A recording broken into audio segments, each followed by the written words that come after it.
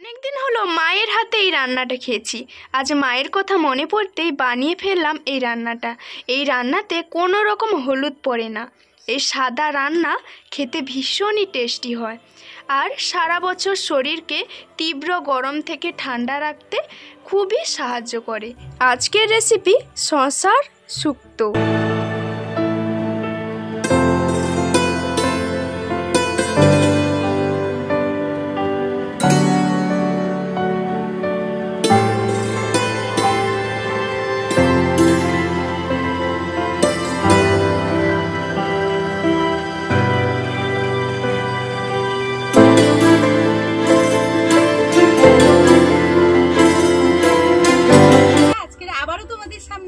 আমি নতুন একটা রেসিপি নিয়ে হাজির হয়ে গেছি।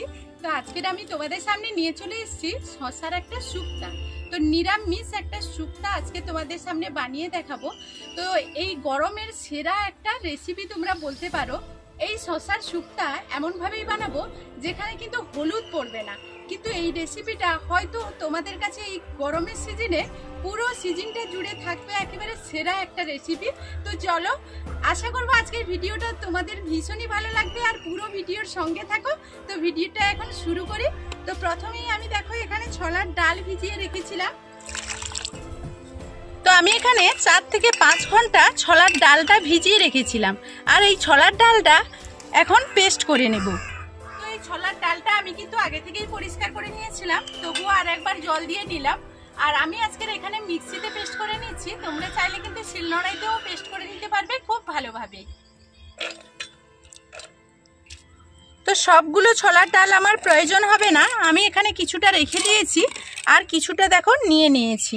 তো চলো এখন পেস্ট করে নিয়ে এসে তোমাদেরকে দেখাবো। শসার এই শুক্তোর জন্য আমি দেখো এইরকম সাইজের শসা নিয়ে নিয়েছি। তো বড় ছোট যেমনই হোক না কেন শসা নিয়ে নিতে পারো। এরপর আমি ছাড়িয়ে কেটে তোমাদের একটু দেখিয়ে দিচ্ছি। সবাই তোমরা কাটতে জানো, ছাড়াতে জানো, কিন্তু আমি এই রেসিপির জন্য ঠিক কেমন ব্যবহার করব এই শসাটা কেটে সেটাই তোমাদের সঙ্গে একটু শেয়ার করব। প্রথমে এরকম ছালটা তুলে দেব খুব ভালো করে।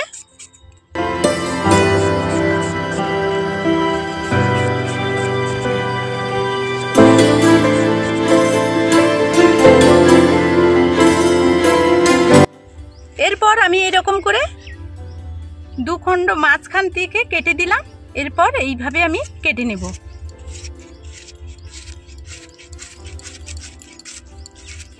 তো আমি ঠিক এইরকম সাইজ করে কেটে নেব। এখন আমি সবগুলো কেটে নিয়ে তোমাদেরকে দেখিয়ে দিচ্ছি। আমি এখন এখানে 1 চামচ সরষে আর একটা কাঁচা লঙ্কা এখানে নিয়ে নিচ্ছি, কারণ সরষের একটা তেতো ভাব থাকে সেটা চলে যাবে। আর তোমাদের প্রথমেই বললাম এই রেসিপিতে আমি কোনো রকম হলুদ দেব না। তো সরষেটা বেটে নেব আর এইরকম 1 টুকরো আদাও আমি এখানে বেটে নেব। তো দুটোই আমি কিন্তু আলাদা করেই বাটবো।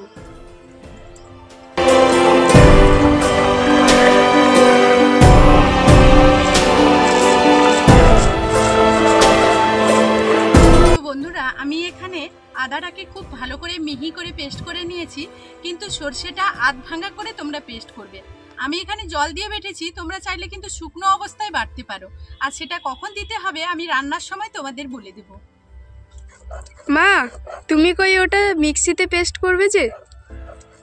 না, কারেন্ট চলে গেছে, এই জন্য শিলনোড়াইতে করে নিচ্ছি। জল দিয়ে করতে হবে নাকি? হ্যাঁ, এই যে একটু জল দিয়ে দিচ্ছি।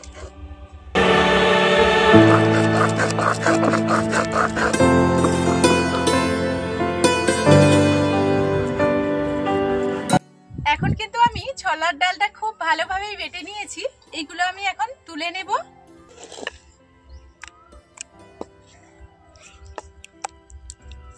তো এটা এখন তেলে ভেজে নেওয়ার জন্য এখানে আর কিছু উপকরণ আমি এখানে মিক্সড করব। দিয়ে দেব এখানে পরিমাণ মতো লবণ,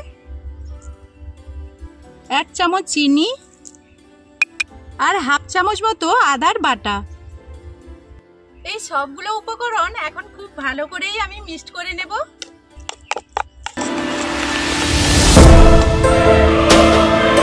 এখন আমার এটা হয়ে গেছে আর মোটামুটি ভাবে সবকিছুই আমি জোগাড় করে নিয়েছি। এখন রান্নাটা শুরু করব। ভাই, হাতে কি নিয়ে এসেছিস রে? আঙ্গুর। আঙ্গুর কে দিল? বাবা।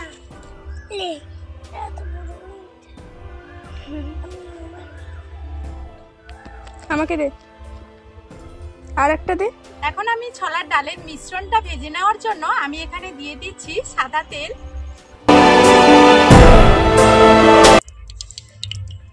তো তেলটা এখন আমার গরম হয়ে গেছে, এখন আমি একটা একটা তুলে দেব।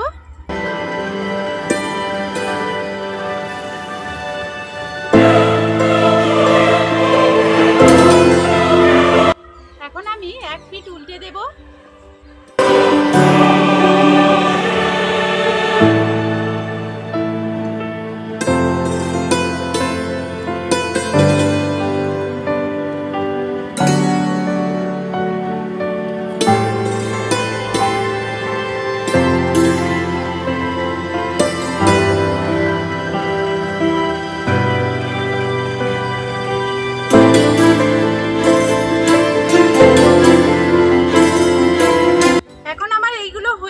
খুব ভালোভাবেই, আর আমি এইগুলোকে এইরকম তেল ঝরিয়ে তুলে নেব।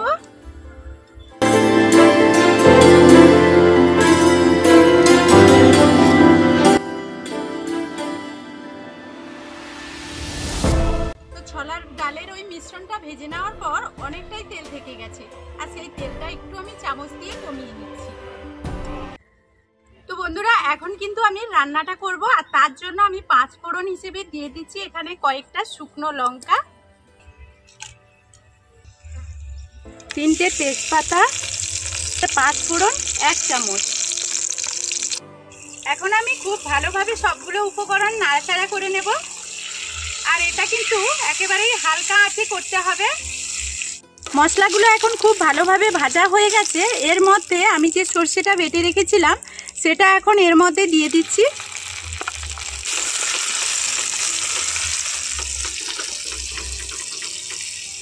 তো বন্ধুরা, আমি কিন্তু তোমাদের বলেছিলাম যে শুকনো সর্ষেও এখানে বেটে নিতে পারো জল না দিয়ে, তবে আধ ভাঙ্গা রাখবে। আর যখনই আমরা 5 ফোড়নটা দিলাম সেই সঙ্গে ওই সর্ষেটাও দিয়ে দিতে পারো। 1 মিনিট মতো ভেজে নিয়েছি, আর দারুণ একটা সুগন্ধ উঠছে। এর মধ্যে আমি এখানে দিয়ে দিচ্ছি 1 টেবিল চামচ আদার বাটা। তো এখন আদাটা দিয়ে আবারও খুব ভালোভাবে আমি নাড়াচাড়া করে দেব তেলের মধ্যে। তো মশলাটাকে খুব ভালো করে আমি কিন্তু এই তেলের মধ্যে হালকা আঁচেই ভেজে নিয়েছি। এখন আমি এর মধ্যে কেটে রাখা শসাগুলো দিয়ে দেব।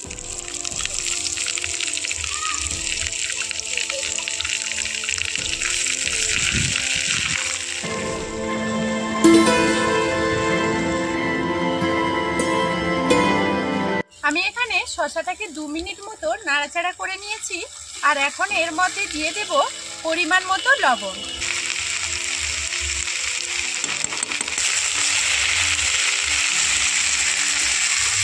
লবণটাকে দিয়ে 2 মিনিট আমি খুব ভালোভাবে নাড়াচাড়া করে নিয়েছি।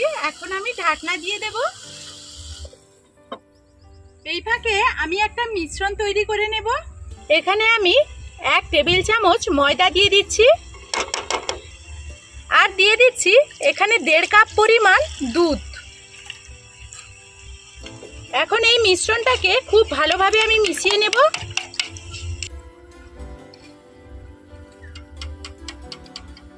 এখন আমি ঢাকনাটা খুলে নেব।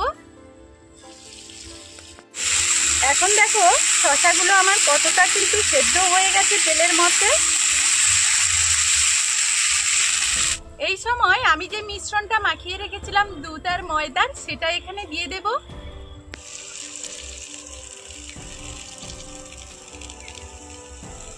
এখন আমি এখানে এক্সট্রা কিছুটা জল দিয়ে দিচ্ছি, কারণ গ্রেভিটা তোমরা যে পরিমাণ রাখবে তার থেকেও অনেকটা বেশি জল দেবে, কারণ আমরা যে ডালের মিশ্রণটা ভেজে রেখেছি সেটা দিয়ে দেওয়ার পর অনেকটাই জল টেনে নেবে।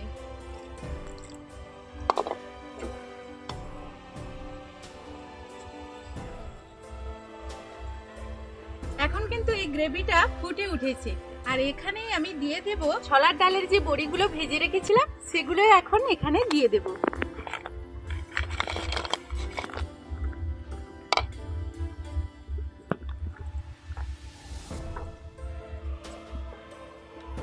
এখানে আমি স্বাদের ব্যালেন্সটা ঠিক রাখার জন্য, যেহেতু নিরামিষ শুক্তো রান্না করছি, তার জন্য আমি কিছুটা চিনি এখানে দিয়ে দেব।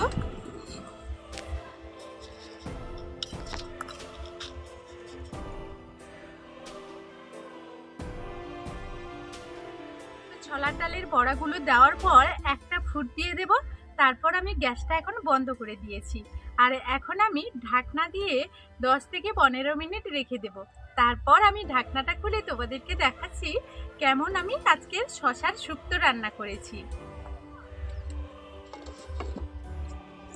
এখন আমার রেসিপিটা পুরোপুরি তৈরি হয়ে গেছে। গরম ভাতের সঙ্গে এই শুক্তোর রেসিপি ভীষণই ভালো লাগে। আজকের ভিডিওটা ভালো লাগলে অবশ্যই একটা লাইক করো আর কমেন্টে জানাও আজকের ভিডিওটা কেমন হয়েছে। এখনকার মতো বিদায় নিচ্ছি। সবাই সবার পরিবারকে নিয়ে ভালো থাকবে, সুস্থ থাকবে।